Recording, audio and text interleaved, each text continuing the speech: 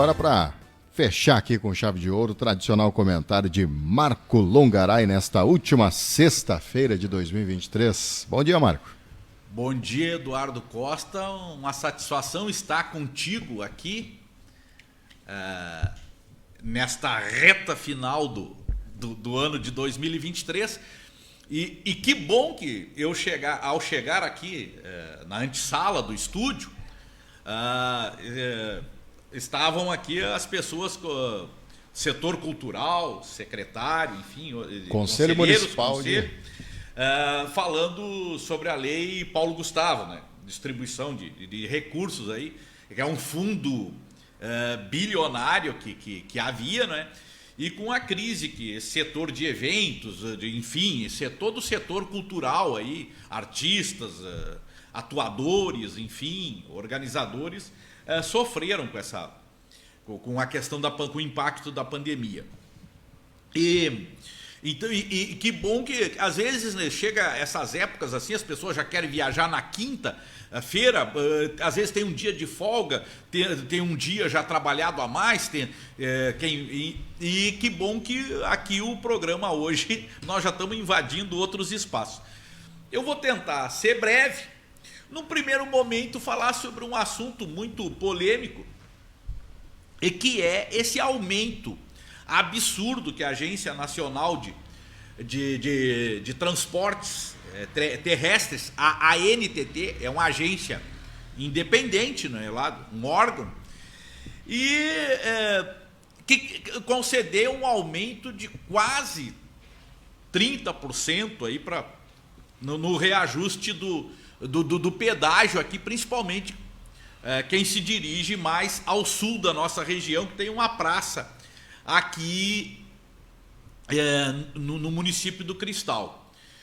E é bom que a gente tenha um olhar um pouco mais abrangente do que apenas esse aumento de agora. Eu vou uma breve história sobre essas praças de pedágio.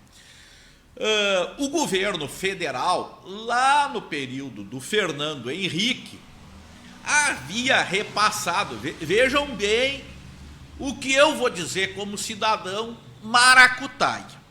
O governo do estado, do federal, que detém o domínio sobre as rodovias federais, no caso, a nossa 116 é uma BR, abreviação de Brasil, onde a gente vê RS, abreviação de Rio Grande do Sul, quer dizer, as RS no domínio do estado.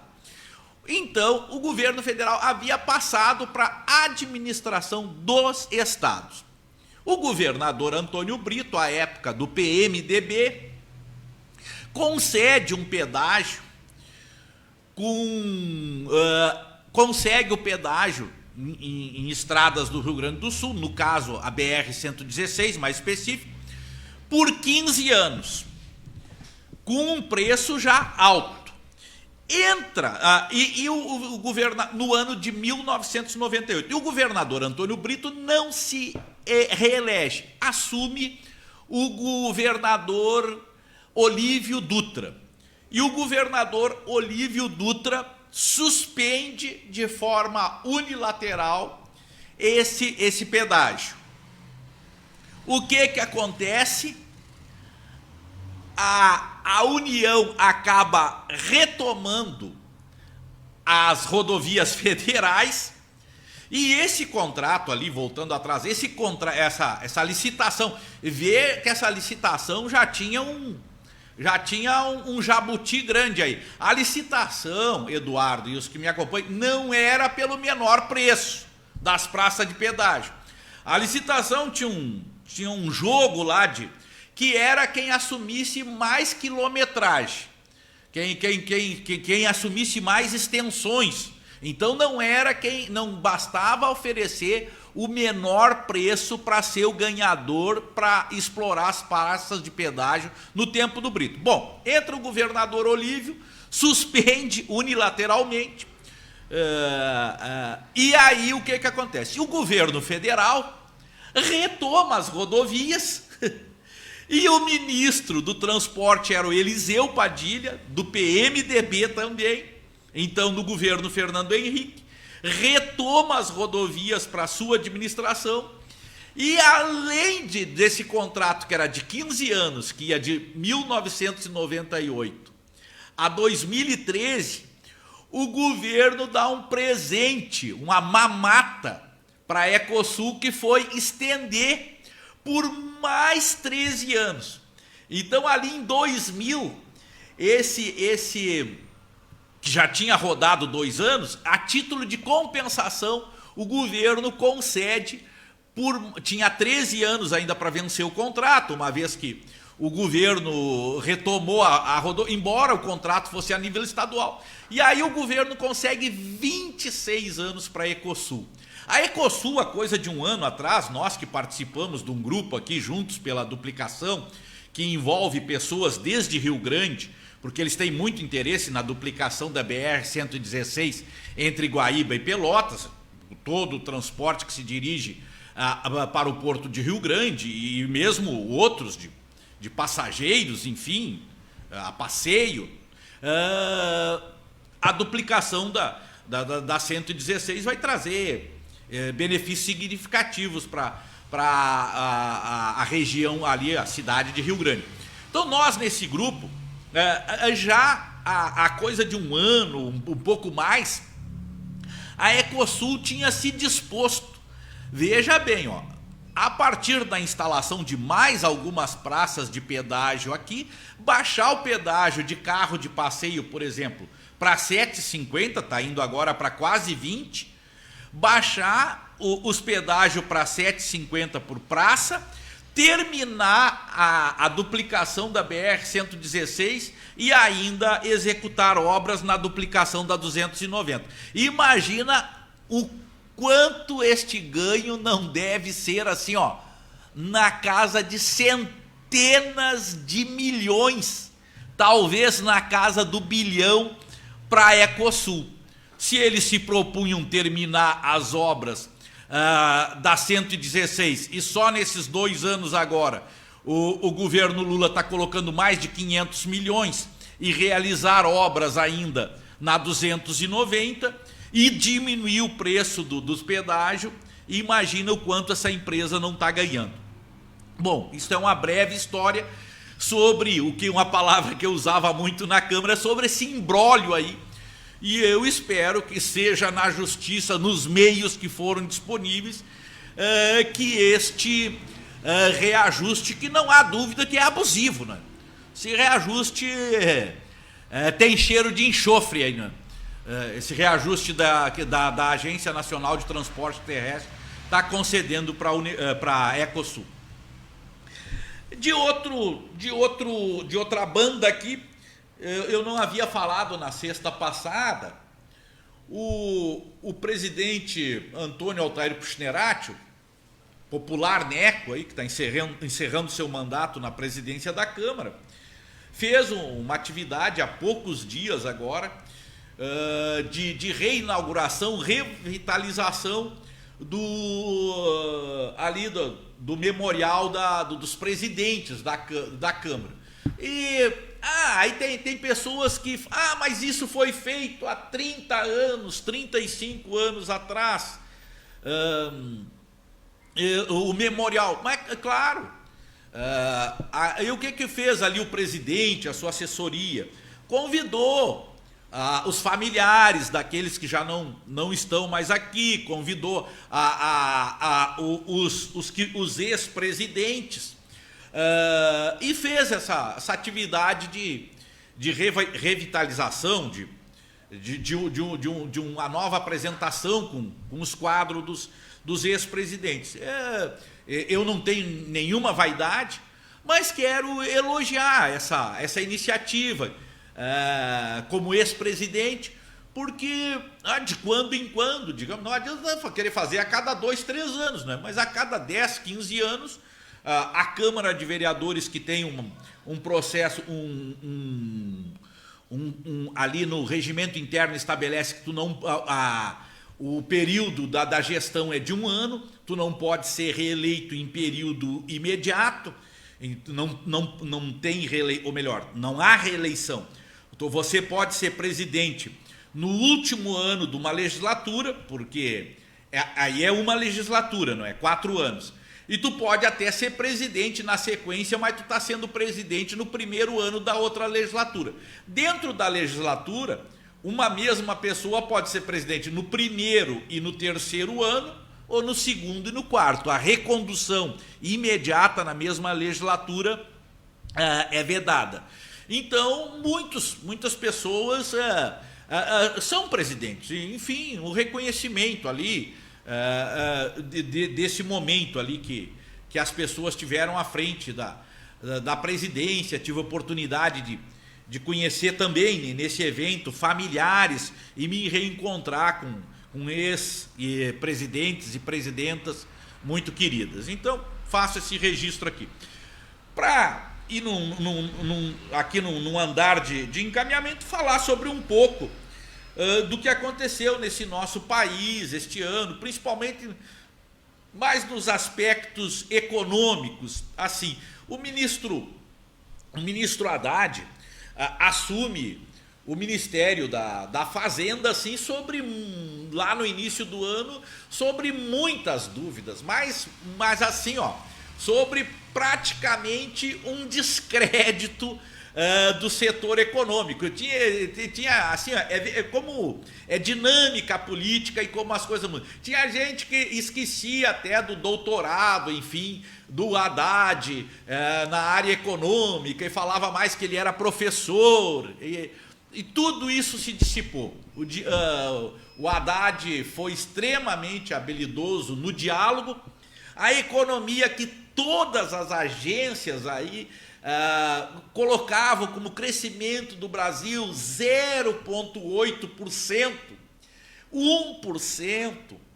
O Brasil vai crescer este ano em torno de 3%, aí talvez, mas não, olha, os economistas, assim, em efeito dominó, não havia ninguém no Brasil que lá em janeiro imaginasse que o Brasil ia crescer mais de 1%, nem os exagerados. Estava todo mundo cauteloso. E o que acontece? O Brasil ia crescer 0,8 vezes 3 dá 2,4. O Brasil vai se aproximar dos 3%. Então o Brasil cresceu. Tu tinha uma nota de R$100 e tu vai ir para 300. Tu vai crescer. A gente não conta a primeira, não é? Isso é um erro matemático. Tu contar a primeira. Então nós vamos crescer 200% a mais do que imaginado. O PIB, o Produto Interno Brasileiro, que é a soma das riquezas e serviços produzidos no Brasil durante um ano. Então, extremamente alvissareira esse número que chegamos ao final do ano. A Bolsa de Valores, que também é uma outra medida, não é? Cresceu este ano mais de 22%. Ontem bateu nos 134 mil pontos. Quer dizer, é o melhor desempenho dos últimos 4 anos. Aí nós vamos, eu já disse, o crescimento do PIB, a inflação, que também tinham avaliações de que a inflação poderia disparar, coisa e tal. Ela está abaixo do teto da meta, inferior ao último ano do presidente, que antecedeu o presidente Lula, está em 4,72%. Também algo muito positivo. O dólar em torno de 4,85, também abaixo dos R$5. Isto é uma notícia boa. O risco Brasil está em queda, que é aquilo que as empresas veem o Brasil como um país, ou se é de investimento ou não, ou de aplicação de recursos. O risco Brasil está em queda. Agências de classificação de risco têm melhorado a avaliação do Brasil. Nós vamos ter, Eduardo, e os que estão nos acompanhando, um saldo, só para as pessoas terem uma ideia, um saldo com a balança comercial com a China, nosso maior parceiro comercial. O Brasil vai ter exportado este ano mais de 100 bilhões de dólares. Botar o dólar, arredondar para 5, vai ser um pouco mais de 100 bilhões, então, 500 bilhões em exportação e mais ou menos a metade em importações. É verdade que ainda somos um país de exportação de commodities. Tem muita soja aí, tem muito minério de ferro, milho e outros. Mas vamos ter um saldo comercial de 250 bilhões de dólares na balança com a China, que é o nosso principal parceiro comercial mundial. Nós tivemos aí, entre outras coisas, como eu já disse, a redução da inflação como um todo, mas questões mais significativas. A carne, que era, e nós gaúchos que apreciamos muito, consumo per capita é grande aqui, a carne teve, ao invés de aumentar, teve uma queda em média de 10%. O óleo de soja, dá para ver aí, eu cheguei a olhar o óleo comum, a R$12 nas prateleiras aí. Hoje a gente está comprando aí, 6 por aí, às vezes até bem menos. E um dado negativo, que é o que está acontecendo no Brasil, é essa absurda suba das passagens aéreas, né? As passagens aéreas é um sistema bem complexo, porque se tu compra uma passagem, digamos, com 3 meses de antecedência, ela tem um desconto bem significativo, muito grande. Agora, se tu precisar viajar, decidir que precisa, e às vezes por questões de trabalho, por necessidade de fato, nos últimos 10 dias ela já está muito encarecida. E se tu for viajar no último dia, então ela está absurdamente cara. E é preciso haver uma certa regulação entre, às vezes, um preço muito baixo, com muita antecedência, e um preço absurdamente alto se tu precisa. E muito dificilmente alguém resolve que seja para questões de férias, assim, para lazer, alguém, olha, eu vou a Porto Alegre e vou pegar um avião para o Nordeste, né? Então, até por essas questões que surgem mais imediatas, são necessidades de trabalho, são necessidades de saúde. Então, assim, existe uma discrepância muito grande. E as empresas têm se prevalecido tentando tirar um tal prejuízo que teria ocorrido na pandemia, mas é uma forma, assim, muito absurda como tem aumentado o valor das passagens. E num plano mais amplo, assim, o governo tomou uma série de medidas, como mais médicos. Camaquã foi beneficiado com vários médicos, com o novo Mais Médicos. A Minha Casa Minha Vida, aí, que está para até 2026 entregar 2 milhões de moradia. O Farmácia Popular, que ampliou a gama de produtos oferecidos e descontos. Nós vamos ter mais 100 institutos federais, como esse nosso IFSU aqui em Camaquã, que são, assim, escolas de primeiro mundo. A lei da igualdade salarial, que foi aprovada, o novo Bolsa Família também veio para aquelas pessoas, os despossuídos, os que com menos recursos, poder ter um socorro, e numa legislação assim, mais, digamos, elaborada, mais pensada, no sentido também de dar um suporte para as pessoas que estão em situação de risco. Então, essas são algumas das necessidades aí que têm sido supridas, têm sido alentadas com o governo.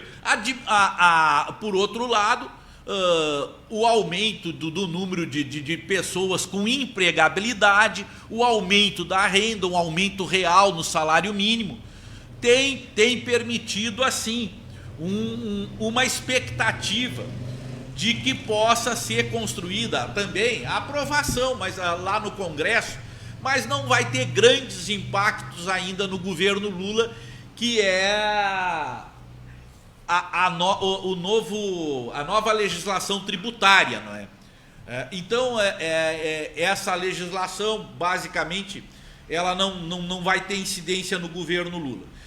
E eu olhava uma pesquisa da Febraban, que é a Federação dos Bancos, dos bancos, de agora, muito recente, essa pesquisa, e 59% dos brasileiros estão com expectativa de que 2024 vai ser melhor. E aumentou também, não é nessa pesquisa da Febraban, aumentou assim o número de brasileiros que estão satisfeitos em morar no Brasil, acima de 70%, esse número. Esteve um tempo atrás com pessoas mais em dúvida sobre a situação do Brasil. E de um olhar mais de fundo assim, nós não conseguimos, eu diria assim, que esses feitos do presidente Lula, aumento do salário mínimo, o novo Bolsa Família, mais médicos, a inflação sob controle, aumento do salário mínimo, diminuição do preço de alimentos, obras que estão sendo feitas com recursos, meio bilhão de reais está sendo colocado aqui na 116 para 2 anos. Eu diria que se nós não tivéssemos uma situação de ascensão da extrema-direita e uma divisão, tem muito cindido, muito dividido o nosso país, e essa divisão ela permanece, eu diria que muito pouco isso se dissipou nesse primeiro ano, pelo menos, estou falando do ponto de vista do governo Lula. Então, assim, a mobilização principalmente mais ainda dos simpatizantes do Bolsonaro ou a extrema-direita, eu diria que se não fosse isso, e aí eu estou dizendo assim como de peito muito aberto, que não fosse isso, o presidente Lula ia estar aí com uns 50% de bom ou ótimo. Mas existe um trabalho muito forte de contraponto nas redes sociais, e essa questão assim da disputa, dessa tensão que ali a partir de 2018, talvez um precedente anterior ali tenha começado uns anos antes, mas que a sociedade está dividida, uma terça parte para um lado, uma terça parte para o outro, e uma terça parte meio que de espectador assim, do cenário ali, que vão acabar decidindo eleições. Quero dizer com isso que eu espero que a gente possa superar esse tensionamento. Da minha parte não existe, sou um militante, mas isso não existe. Eu espero que, até entre, às vezes, membros da família, criou um clima entre esse acirramento, de ter dificuldade entre membros da própria família, entre irmãos, pai, irmão, mãe, filho, enfim, pai, filho, mãe, filho, irmãos, primos, enfim. Eu espero que isso possa, eu não estou vendo muita cancha para isso, mas isso seria um cenário ideal, se a gente conseguisse superar essa onda de extremismo que se abateu sobre o Brasil e refletiu sobre as famílias, sobre as amizades, quanta gente não está se visitando, quanta gente deixou de ser amigo, quanta fake news, entende? Que acabou, ou atribuições muito pejorativas, muito fortes, inverdades, meia-verdades, então, fake news, um conjunto de coisas aí que levaram a esse momento que eu digo ruim nas relações da família, das amizades do brasileiro e brasileira, porque acabam se manifestando de uma forma ou de outra e não raro tu já encontra assim um cenário bem complicado, bem inóspito para te andar nele.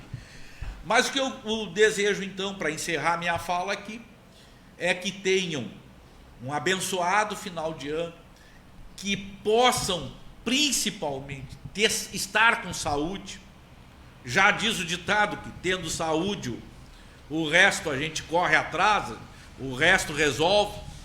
E é isso, a saúde é fundamental, conhecimento também, mas saúde é primordial, que possam ter paz, que possam ter harmonia, e que o ano que vem, se para alguém para quem foi de mais ou menos ou não foi um bom ano, que possa ser. E para quem já colheu um bom ano de 2023, que em 2024 seja daí para melhor.